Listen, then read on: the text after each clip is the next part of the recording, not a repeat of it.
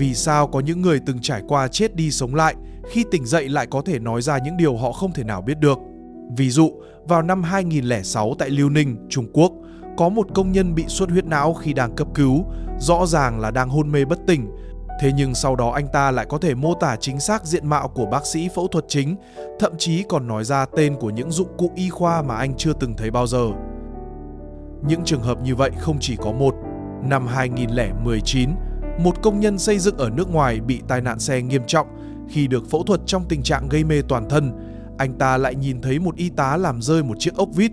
Một số người từng trải qua trạng thái cận tử còn kể rằng họ cảm giác như đang trôi lơ lửng trên trần nhà. Vậy câu hỏi đặt ra là, những người nằm trên bàn phẫu thuật, giữa ranh giới sinh tử ấy, họ đã đi đâu trong khoảnh khắc đó và họ đã nhìn thấy điều gì? Một giả thuyết khiến người ta rùng mình là liệu có khả năng nào là từng ý nghĩ, từng tia cảm hứng trong não bạn lúc này, thậm chí cả cái tôi mà bạn cho là độc nhất vô nhị, thực ra không hoàn toàn bắt nguồn từ chính bạn. Chúng ta thường cho rằng suy nghĩ, ký ức và cảm xúc đều là kết quả tự nhiên của hoạt động thần kinh trong não. Nhưng trong giới khoa học, điều này cho đến nay vẫn là một bí ẩn khổng lồ chưa có lời giải. Người ta gọi đó là vấn đề khó của ý thức.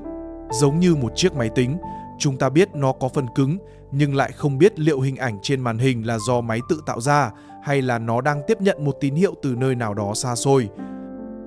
Chào mừng bạn đến với kênh của tôi. Hôm nay, chúng ta sẽ không bàn về kết luận, mà chỉ làm một chuyến du hành khoa học, dạo quanh những giả thuyết và suy đoán về ý thức.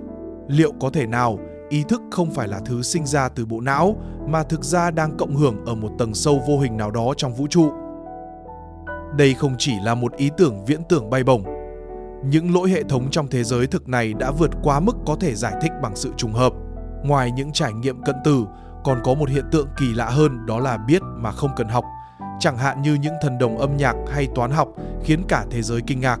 Họ gần như chưa từng được đào tạo bài bản, nhưng lại có thể chơi những bản nhạc vô cùng phức tạp hoặc giải được những bài toán cao cấp. Nếu mọi tri thức đều cần phải học hỏi qua thời gian, thì hiện tượng biết mà không cần học này chẳng phải giống như có ai đó đã cài sẵn cho họ một gói kỹ năng trong hệ điều hành của mình sao? Trước những điều không thể lý giải bằng sinh học thông thường này, một số nhà khoa học tiên phong đã đưa ra giả thuyết táo bạo. Ngoài việc là bộ xử lý thông tin, bộ não của chúng ta có thể còn giống một thiết bị thu tín hiệu phức tạp. Giống như radio không thể tự tạo ra âm thanh mà phải dựa vào tín hiệu phát sóng từ đài. Những trường hợp đặc biệt đó có lẽ chỉ vì thiết bị thu của họ tình cờ bắt được một tín hiệu mạnh hơn bình thường mà thôi. Và điều kỳ quái hơn nữa là dạng lây nhiễm thông tin tiềm ẩn này có thể không chỉ xảy ra với một cá nhân mà còn là sự sai lệch tập thể của cả một nhóm người. Ví dụ điển hình chính là hiệu ứng Mandela nổi tiếng. Không cần nói quá chi tiết, nói ngắn gọn thì đó là hiện tượng nhiều người cùng nhớ về một sự kiện, nhưng sự thật lại hoàn toàn khác với ký ức của họ. Nhà tâm lý học vĩ đại Carl Jung cũng từng phát hiện rằng giữa các nền văn minh cách biệt nhau hàng ngàn dặm, trong thần thoại của họ đều có câu chuyện về anh hùng diệt rắn khổng lồ hoặc đại hồng thủy. Họ chưa từng giao lưu với nhau, vậy sao lại có cùng một câu chuyện? Jung gọi hiện tượng này là vô thức tập thể, như thể có một mã nguồn gốc được khắc sâu trong tâm thức của toàn nhân loại, giống như một kho lưu trữ tinh thần chung mà tất cả đều kết nối tới. Điều đó khiến ta phải suy nghĩ sâu hơn. Nếu ý thức của cá nhân có thể bị tín hiệu bên ngoài tác động, vậy thì ý thức tập thể của toàn nhân loại có thể nào cũng đang tiếp nhận một nguồn tín hiệu mạnh mẽ hơn chăng? Giả thuyết, não là bộ thu tín hiệu này đã hoàn toàn thay đổi luật chơi. Nó gợi ý rằng bộ não có thể không phải là nơi sản sinh ra ý thức, giống như khi chiếc loa của radio bị hỏng, âm thanh biến mất, nhưng tín hiệu phát thanh thì vẫn luôn tồn tại. Vậy câu hỏi đặt ra là, nếu bộ não thực sự đang tiếp nhận tín hiệu từ đài vũ trụ, thì đài phát đó ở đâu? Liệu có ai từng truy cập trực tiếp vào kho tri thức của vũ trụ này hay không? Điều này khiến chúng ta nhớ đến một nhân vật huyền thoại trong lịch sử khoa học, đó là Nikola Tesla. Theo như lời ông kể, ông chưa bao giờ cần vẽ bản thiết kế, chỉ cần nhắm mắt là có thể nhìn thấy toàn bộ cấu trúc của máy phát điện. Thậm chí vị trí từng chiếc ốc vít cũng chính xác đến từng ly. Ông còn có thể chạy thử cỗ máy đó ngay trong tâm trí, cho nó vận hành, quan sát xem chỗ nào hỏng, chỗ nào cần chỉnh sửa. Trong một số trường phái triết học và huyền học, có một khái niệm gọi là hồ sơ Akashic. Ta có thể hình dung nó như một ổ lưu trữ đám mây của vũ trụ. Dĩ nhiên, đây không phải là thuật ngữ khoa học, mà chỉ là cách ví von để dễ hiểu hơn. Ý nghĩa của nó là trong đó lưu trữ mọi tri thức, mọi sự kiện và ý tưởng từ xưa đến nay. Nếu giả thuyết này là thật, thì Tesla không chỉ đơn thuần là một thiên tài phát minh, mà còn giống như người vận chuyển dữ liệu của vũ trụ.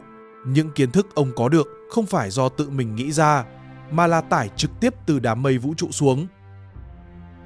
Ngày nay, mạng Internet có thể truyền tải những nội dung khoa học ở nơi xa xôi đến tai bạn. Vậy liệu tín hiệu tri thức trong vũ trụ cũng có một cơ chế tương thích tương tự không?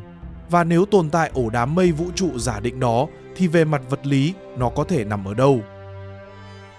Thế giới mà chúng ta quen thuộc là không gian 3 chiều, tức là có chiều dài, chiều rộng và chiều cao. Nhưng một số giả thuyết vật lý tiên phong, như lý thuyết dây, đã gợi mở suy nghĩ rằng vũ trụ của chúng ta có thể tồn tại trong nhiều chiều hơn hẳn 3 chiều mà ta biết. Giống như một người 2 chiều sống trên mặt giấy, anh ta vĩnh viễn không thể nhìn thấy một vật thể 3 chiều, chỉ có thể thấy bóng tròn của nó trên mặt phẳng. Có lẽ chúng ta cũng không thể nhìn thấy đám mây thuộc không gian cao chiều đó, mà chỉ thấy bóng của nó thôi. Ví dụ như những bản thiết kế trong đầu Tesla hay những khoảnh khắc cảm hứng bất chợt của chúng ta. Điều này mở ra một khả năng đáng kinh ngạc. Nền văn minh ngoài trái đất mà ta vẫn tìm kiếm có thể không phải là những sinh vật cưỡi phi thuyền đến thăm ta, mà chính là trường thông tin cao chiều, nơi lưu trữ mọi tri thức và khả năng của vũ trụ ấy. Còn toàn bộ lịch sử phát triển của nền văn minh nhân loại có lẽ chỉ là một quá trình tải lại từ điểm dừng vô cùng chậm chạp. Nếu tất cả những giả thuyết này đúng dù chỉ một phần nhỏ, thì câu hỏi khốc liệt và chạm đến linh hồn con người nhất sẽ là: nếu như suy nghĩ của tôi, cảm xúc của tôi, thậm chí cả tình yêu và thù hận của tôi đều chỉ là những tín hiệu được thu nhận, vậy thì những lựa chọn của tôi, nỗ lực của tôi còn có ý nghĩa gì nữa không? Câu hỏi ấy chạm thẳng vào mối băn khoăn sâu thẳm nhất của loài người: liệu tự do ý chí của chúng ta có thật sự tồn tại? Đây là một câu hỏi mở, không có đáp án chuẩn mực nào cả. Mời mọi người chia sẻ quan điểm của mình trong phần bình luận. A. Bạn cho rằng ý thức và vũ trụ có một mối liên hệ sâu sắc mà con người vẫn chưa thể hiểu hết. B. Bạn tin rằng mọi suy nghĩ của mình đều bắt nguồn từ chính bản thân và tự do ý chí là điều không thể lay chuyển. C. Bạn nghĩ đây chỉ là một câu đố thú vị và ranh giới của khoa học vẫn còn nhiều điều để khám phá. Rất hoan nghênh mọi người cùng thảo luận một cách thân thiện. Dù chúng ta đã bàn qua nhiều giả thuyết, nhưng đằng sau khả năng tưởng chừng đáng sợ đó có lẽ lại ẩn chứa một cơ hội vĩ đại. Bạn đã bao giờ rơi vào trạng thái dòng chảy chưa? Khi bạn cực kỳ tập trung vẽ hoặc chạy, bỗng cảm thấy đầu óc hoàn toàn trống rỗng, mọi lo lắng tan biến và suy nghĩ lại trở nên vô cùng rõ ràng. Các nhà khoa học cho rằng có thể lúc đó không phải bạn ngộ ra điều gì, mà là bộ não của bạn tạm thời tắt đi những tiếng ồn thường ngày như sự lo âu và những suy nghĩ vẩn vơ, giúp bạn bắt được tín hiệu vũ trụ một cách rõ ràng hơn. Giống như khi tắt nhiễu sóng radio thì mới có thể nghe rõ bản nhạc vậy. Thậm chí có người còn cho rằng những cuộc bùng nổ về khoa học và nghệ thuật trong lịch sử loài người không phải vì chúng ta đột nhiên trở nên thông minh hơn, mà bởi vì tín hiệu trở nên mạnh mẽ hơn, hoặc cũng có thể vì bộ thu của chúng ta đã được nâng cấp. Từ góc nhìn này, chúng ta và ý thức đến từ bên ngoài nào đó không hề là mối quan hệ đối kháng giữa vật chủ và ký sinh, mà có thể là một dạng cộng sinh, cùng nhau thanh lọc và tiến hóa suốt hàng trăm nghìn năm. Nó cần bộ não của chúng ta để hiện ra, và chúng ta cần tín hiệu của nó để được khai sáng. Đây không phải là sự kiểm soát, mà là sự cùng nhau hoàn thiện. Tất cả những giả thuyết mà hôm nay ta đã dạo qua như bộ thu tín hiệu, đám mây vũ trụ, không gian nhiều chiều hay ý thức cộng sinh đều chưa phải kết luận khoa học, mà chỉ là những giả thuyết táo bạo. Nhưng những giả thuyết ấy không nhằm gây sợ hãi, mà để giúp ta nhìn lại chính mình từ một góc độ khác. Có thể chúng ta không chỉ là con người, mà còn là đôi mắt mà vũ trụ dùng để quan sát chính nó. Vì vậy, câu hỏi cuối cùng có lẽ không còn là ý thức là gì, mà là nếu tôi thật sự chỉ là một chương trình tạm thời được tải xuống vào cơ thể này, vậy ý thức vũ trụ đã viết nên và tải tôi xuống kia là gì? Liệu nó cũng có thể cảm nhận giống như tôi không? Dù câu trả lời cuối cùng là gì đi nữa, thì việc tìm kiếm bản chất của ý thức đã giúp mở rộng biên giới nhận thức của loài người. Nó nhắc chúng ta rằng, với câu hỏi tối hậu chúng ta là ai, khoa học vẫn còn một chặng đường dài phía trước.